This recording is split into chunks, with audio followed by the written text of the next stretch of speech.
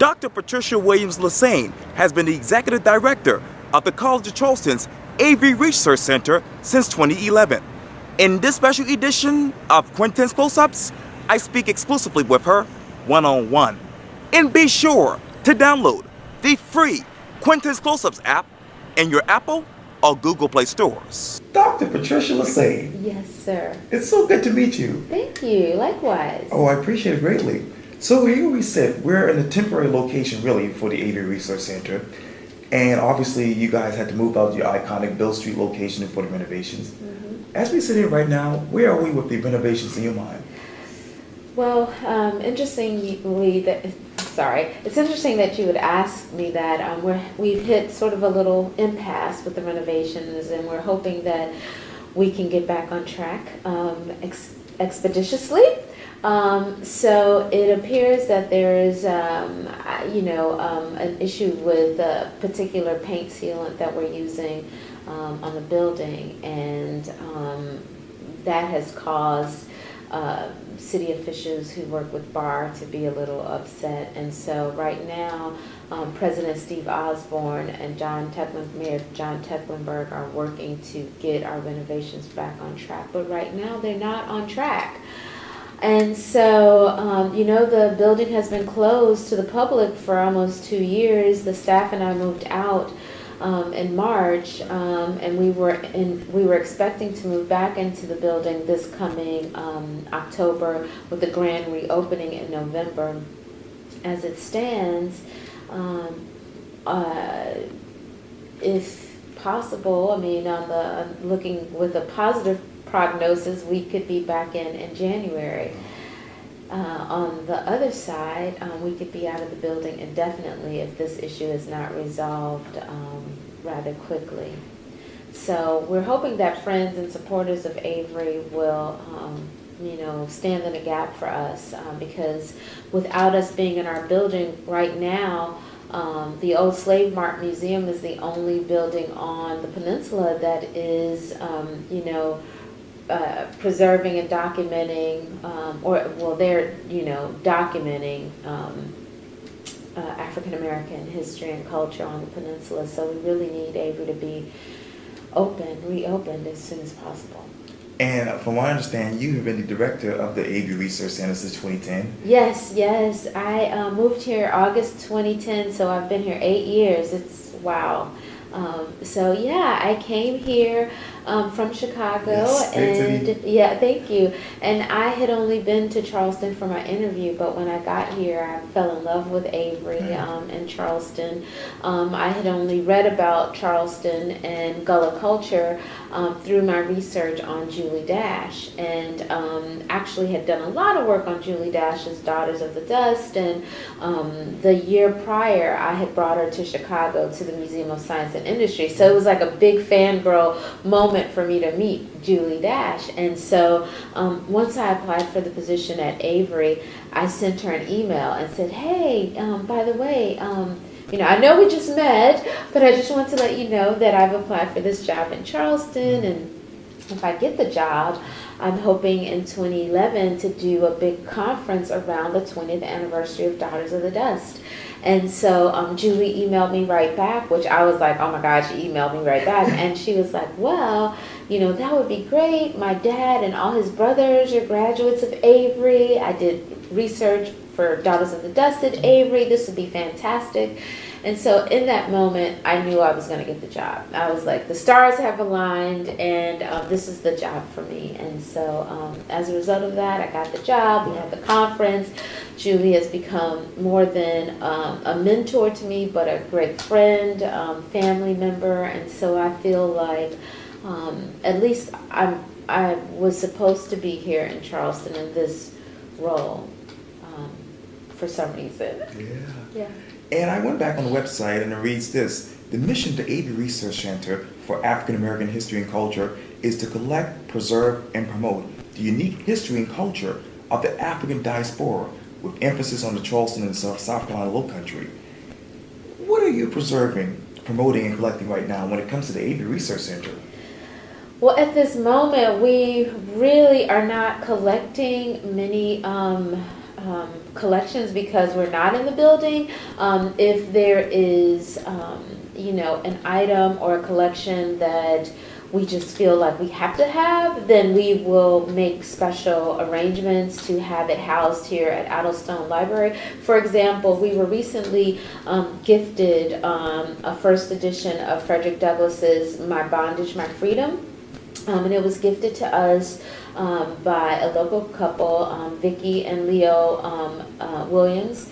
And so, of course, we were not going to turn that down. I mean, because it really rounds out, our collection on, Black freedom struggles, the classic slave narratives. It gives us, it rounds out the pictures that we paint, that we've preserved on the Black antebellum experience. And so, in those instances, we figure out a way to take those collections. Since I've been here, we added the African diaspora to the mission of Avery. Before that, the mission said that it was to promote, collect, and preserve the stories of Black folks in Charleston. Right. But because of Charleston's role in the heinous international, transatlantic slave movement, we have to include the diaspora because Charleston played a role in that.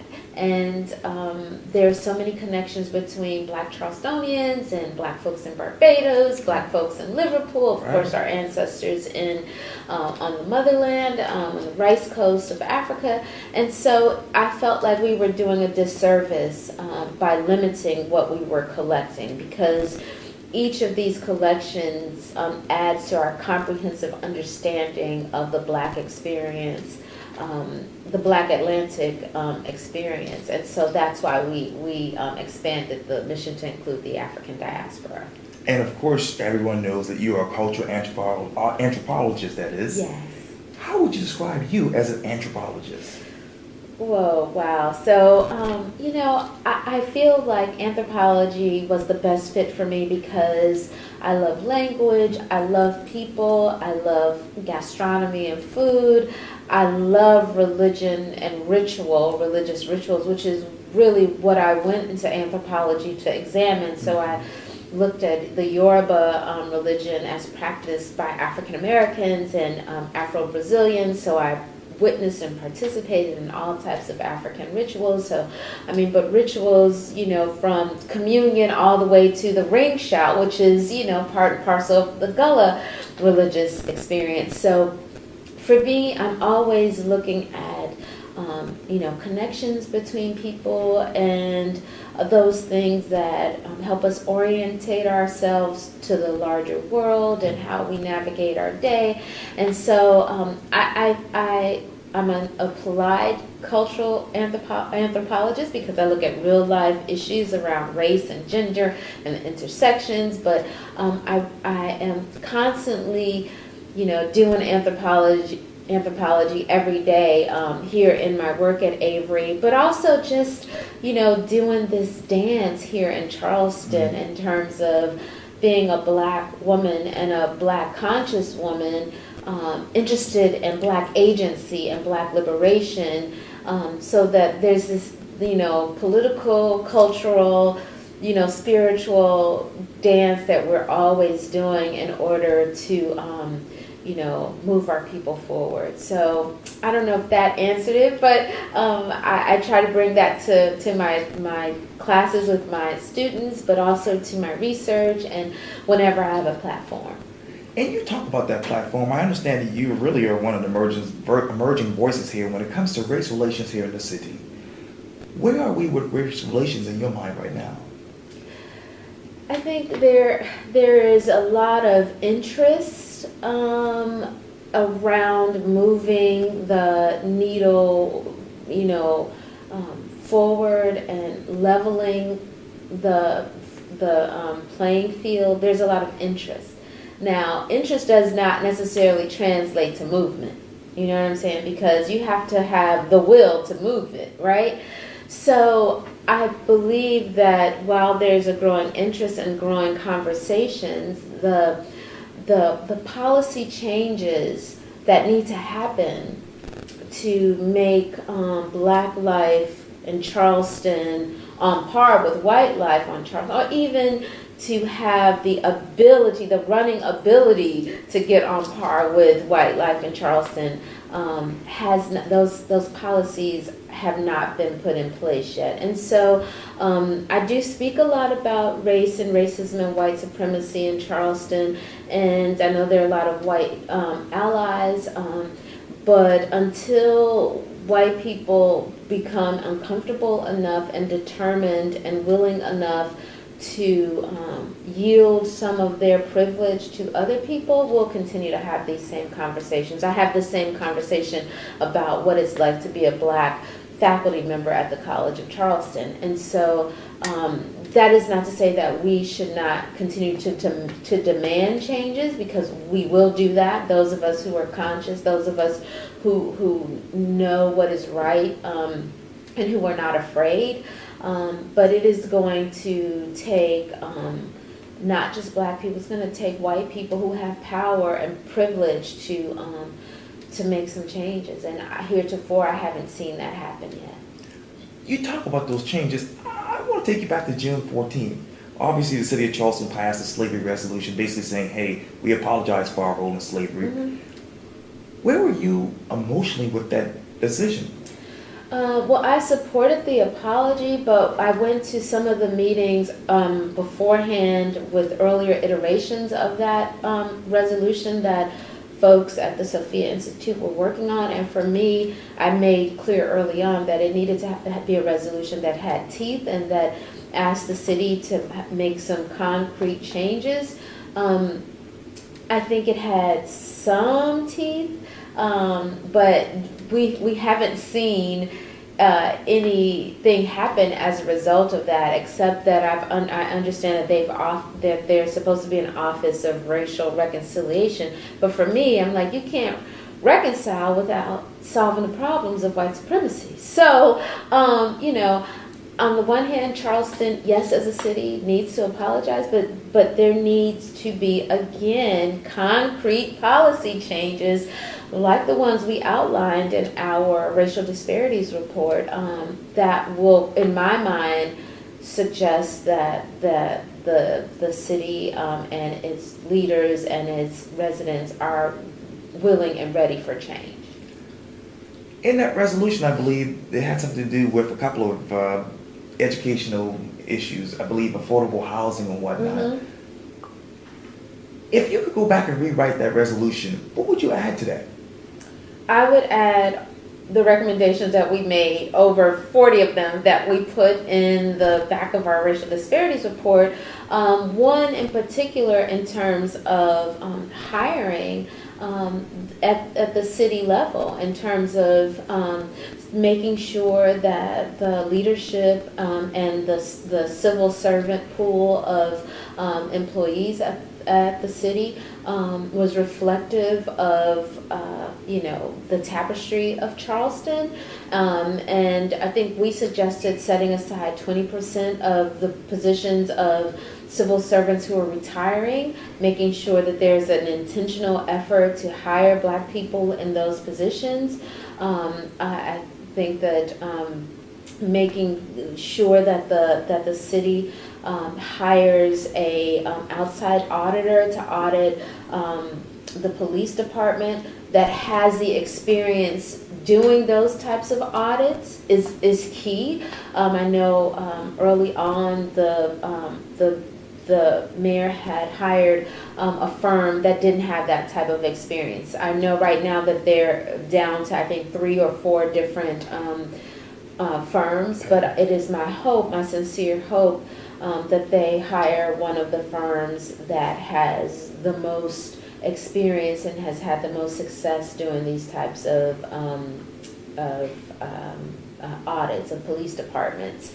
In terms of affordable action, affordable housing, I would really like to see the city of Charleston really take cues and clues from the South Carolina Community Loan Fund. Michelle Mapp and her team have done an outstanding job of like paving the way and outlining what it is that the city and that the city could do to ease the burdens of housing that is not affordable for the everyday Charlestonian, black or white. Working closer with CAJM. I mean, one of the challenges that I've witnessed and that has been really disheartening to me as of late is seeing how there's this chasm between organized groups like CAJM and the city. And it's like, we're all supposedly working for the same goal.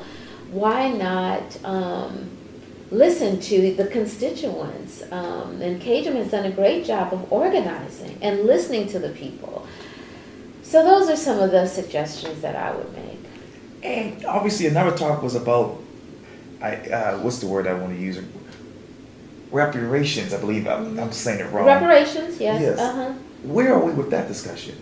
Oh, I don't even think Charleston is ready for reparations. Most of the country is not ready for reparations. A discussion, a real honest conversation about reparations. But let's be clear, black people do deserve reparations. Had our ancestors gotten the reparations that were due them after slavery, the playing field would be at least closer to being leveled than it is right now, because it would have given our ancestors capital, right? Capital to build businesses, to build wealth, which most of our ancestors never had. I mean, even if if your parents or my parents were homeowners, which my parents were homeowners, the hoops that they had to jump through to get a home in an area that never appreciated, so that when they passed on, I mean, they couldn't pass on a house that yielded the type of inheritance that, like, my white counterparts who lived in other parts of Chicago that their parents left to them. And if you think about that here in Charleston in particular, just with seeing how the peninsula has changed the demographics and how this focus on historic preservation has really been to the detriment of poor black people, or black people who did have some inheritance. Because when you think about these easements that these historic preservation organizations will put on a house because it doesn't hold up to the historic look of the house, well, that costs money to do that. And then if you think about the increase in taxes, so there's no wonder that black people have lost their homes on the peninsula, right? So then if these black folks have lost the homes that today are going for millions of dollars, just think about if all those black people were able to have held on to their homes, what type of wealth they could be passing on to their offspring, to their progeny. We just don't have that. Even the fact that many black men weren't able to, even after serving in the military, did not have the pleasure of utilizing the GI Bill to get, low interest rates on homes. And so there are just so many factors that have historically and systemically kept us behind the 8 ball. And so we do need to have a real frank conversation about reparations. I think that, the Jews who survived the Holocaust, they got reparations. So we should, now what those reparations look like, maybe it is that all black students who qualify for college can go to college for free. Maybe it's that black professionals who make up to a certain amount but have a huge student loan debt, that their student loan debt is wiped out. We can be creative, and there are ways to do that not only benefits black people but also benefit the economy. Because let me just tell you right now, if the government wipes out my student loan debt, that's more money that I can use to support my children and to, buy things or take my children on trips or invest in their education. And so it's a win-win. But until the powers that be, mostly white men, have some interest in doing that, we're going to just continue to have these same conversations. And what conversation should we be having next? Well, right now we need to be looking at these local elections and the regional elections. Mm-hmm. We need to be thinking nationally, but also regionally and locally, because we're in a very precarious time in terms of the way the political arena is changing in this nation, and what happens nationally is reflective of what happens on the local level and vice versa. So it's no wonder, I was saying in 2015, after the heinous murders of those beautiful people at Mother Emanuel, I said repeatedly on camera that this is reflective of the America that we're in. We're in a second nadir in terms of race relations in this country. And so you can handhold and kumbaya and get on the bridge all you want to, but if you're not, as Brian Stevenson says, getting proximate to the issue and doing all that you can to right the situation, then you're part of the problem. And so I think that's where we are right now. Okay. Yeah. Well, Dr. Patricia Lessane, thank you so much for your time. I really, really appreciate this. Oh my goodness, I appreciate you taking the time. I appreciate your work, and God bless you. Likewise. Yes, Yeah, yes. thank you.